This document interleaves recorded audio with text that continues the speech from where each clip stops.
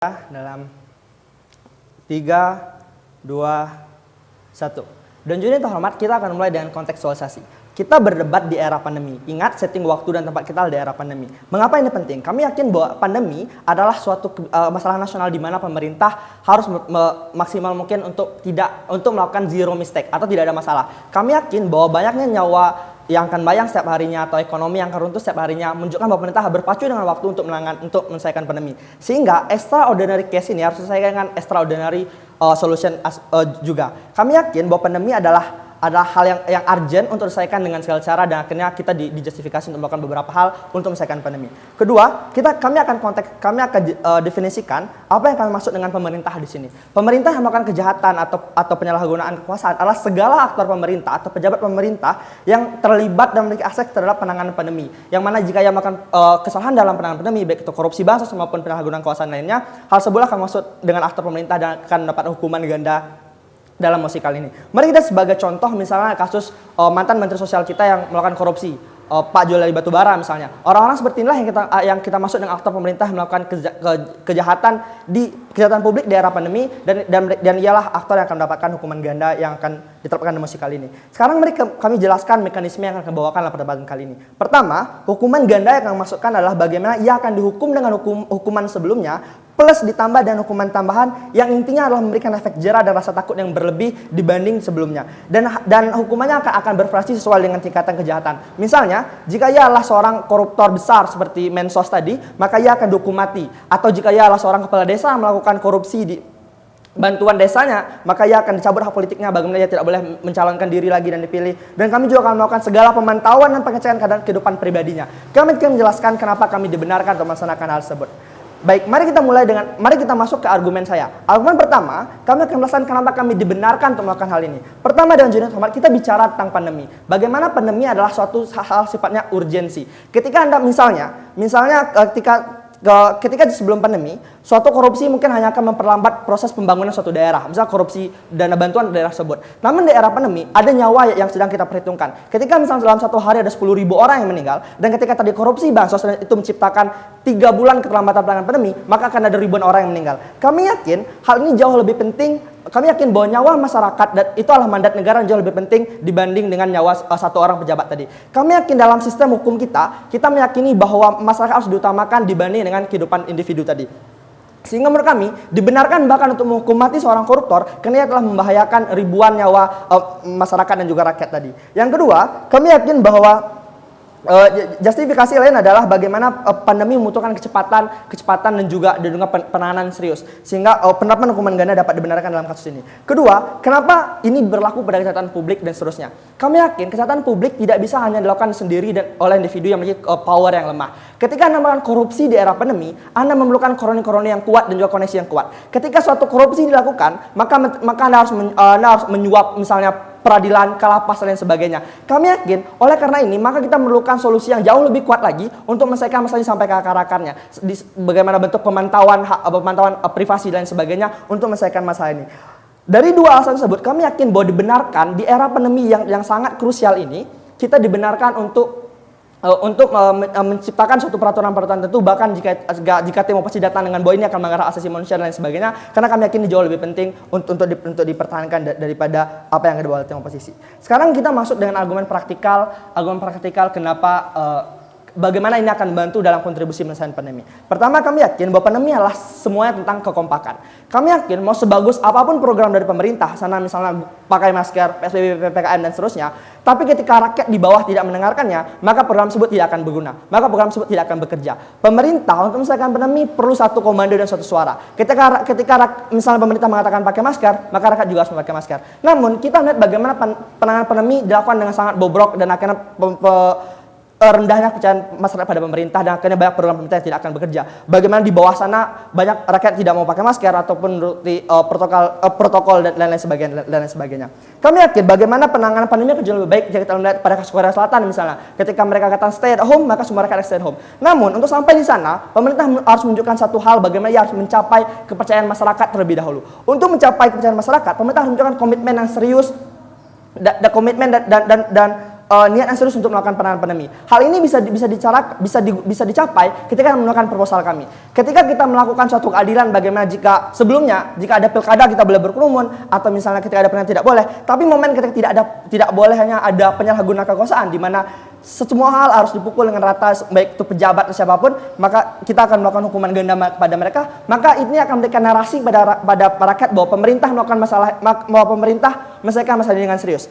Momen ketika pemerintah telah mendapatkan percayaan masyarakat, mendapatkan government trust, maka kami yakin bahwa program pemerintah akan berjalan jauh lebih lancar dibanding dengan ini. Oleh karena itu kami bangga berada di tim pemerintah. Sekian, terima kasih. Baiklah, saya akan mulai kasus ini dengan hitungan 3, 2, 1. Dewan Juri yang terhormat, sini saya sebagai tim pemerintahan ingin membantah tim oposisi beberapa hal, yaitu satu, yang pertama mengenai masalah HAM. Memang kita ketahui Indonesia mempunyai sistem pemerintahan, sistem hukum, sistem pelanggaran yang masih bobrok, yang masih kita bisa sebut masih berkembang dan belum mencapai titik kesuksesan dalam sistem pemerintahan. Namun, jikalau kita bandingkan dengan sistem pandemi ini, kita tekankan bahwasanya kita sedang berada di sistem pandemi ini, setting waktu, tempat kita berada di pandemi ini merupakan suatu sistem yang urgensi, yang melainkan bukan hanya satu orang, melainkan kita pikirkan 1.000 bahkan 2.000 orang. Kita ambil contoh layaknya pengedar narkoba maupun layaknya terorisme. Jikalau kita mempertahankan atau membiarkan terorisme atau pengedar narkoba tetap berada di Indonesia, maka bukan hanya 1, 2, 3 yang akan hilang nyawa di Indonesia, melainkan bisa 1.000, 2.000, bahkan seluruh Indonesia akan bisa hilang maupun rusak. Dan jikalau ini memang HAM penting, melainkan khususnya dalam situasi pandemi ini, HAM penting, namun bisa dibandingkan dengan sistem urgensi atau kita bisa prioritaskan. Nyawa satu orang kita hilangkan atau kedudukan satu orang bisa kita tiadakan dan bisa menyelamatkan banyak orang, itu justru akan lebih bermanfaat. Kemudian juga layaknya kita khusus di masa pandemi ini, di berbagai rumah sakit, di IGD, banyak pasien atau banyak warga Indonesia yang terkena COVID-19 yang masuk ke dalam rumah sakit. Kemudian di dalam satu IGD itu tidak hanya 1, 2 orang, melainkan 15 orang, 20 orang.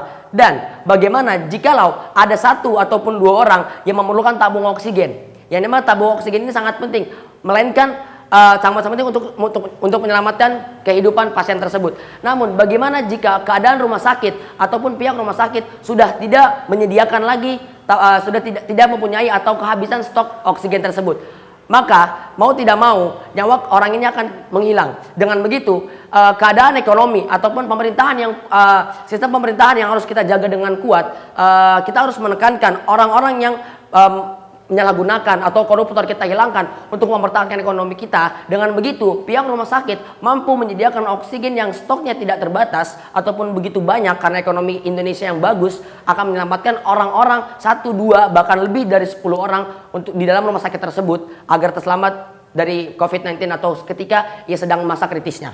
Kemudian masalah kedua, yaitu jikalau tim oposisi menyatakan bahwasanya bagaimana ini akan terjadi. Baiklah, di sini kita mempunyai 2 solusi atau 2 cara, yaitu kita mempunyai hard power dan juga soft power. Yang dimana hard power ini pemerintah merupakan sosok pemerintah adalah pemerintah mempunyai power yang kuat. Yang dimana jikalau ada orang yang memberikan kebijakan, bukan hanya orang itu yang akan mempertahankan, melainkan pihak-pihak keamanan Indonesia akan terus mempertahankan kebijakan atau hal-hal yang telah diputuskan oleh pemerintah tersebut, kayak polisi, tentara Indonesia, dan lain sebagainya yang akan mempertahankan keamanan ataupun kebijakan keputusan pemerintah yang akan terus menangani sistem pandemi ini. Kemudian yang kedua adalah soft power, yang dimana soft power ini bisa kita cenderungkan kepada image seseorang atau image pemerintah ataupun kepercayaan kita sebagai warga Indonesia percaya terhadap pemerintah. Jikalau kita sudah percaya, maka bukan hanya kekerasan itu pun akan bisa dikombin. Contohnya seperti kita ketahui bahwasanya pilkada, pemerintah mengadakan ataupun memberikan kebijakan layaknya protokol kesehatan dan lain sebagainya. Namun beberapa pihak pun mengadakan layaknya pilkada.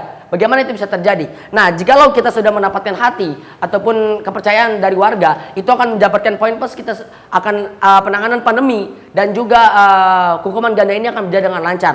Dan jikalau kita combine antara soft power dan hard power, itu akan menjadi suatu hal yang lebih memajukan Indonesia baik untuk penanganan pandemi maupun penanganan ataupun memperlakukan hukuman ganda tersebut. Baiklah, saya akan menekankan tentang argumen saya pada sesi kali ini. Pertama yaitu efek jera, yang dimana efek jera ini merupakan suatu gambaran yang dimana jikalau ada calon-calon koruptor, calon-calon orang yang akan menyalahgunakan kekuasaan, ia akan melihat orang sebelumnya, yang dimana jikalau hukumannya itu layaknya hukuman mati atau hukuman ganda lainnya yang berat, itu merupakan menjadi gambaran, dan mereka pun akan mikir 1000 kali untuk melakukan kejahatan tersebut. Contohnya seperti di Arab Saudi yang kita ketahui bahwasanya ketika ada orang yang melanggar peraturan yang di Arab Saudi akan dikenakan hukum leher rajam, potong tangan, ataupun bisa mungkin penggal, potong leher segala macamnya, dan leher-leher mereka pun akan dipampang ataupun ditaruh di kayak layak macamnya alat pembangunan, dan menggantungkan itu pala-pala mereka digantungkan di sana. Kemudian next layaknya contoh seperti kasusnya Julia Batubara. Jikalau saja hukuman ganda dicantumkan kepada Julia Batubara, ditontonkan di TV bahwasanya Julia Batubara akan mendapat hukuman mati segala macam,